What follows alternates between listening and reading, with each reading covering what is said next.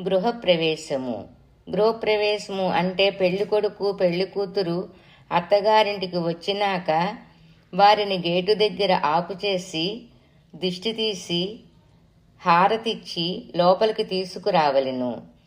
సింహద్వారం దగ్గర అబ్బాయిని అమ్మాయిని ఆపుచేసి ఆడపిల్లలు అందరూ సరదాగా అబ్బాయి పేరు అమ్మాయి, అమ్మాయి పేరు అబ్బాయి చెప్పాలి. పేర్లు చెప్పించిన తర్వాత లోపలికి తీసుకువచ్చి దేవుని మందిరం దగ్గరకు తీసుకువెళ్ళి నమస్కారం చేపించుకోవాలి. తర్వాత పాన్పు వేయవలెను.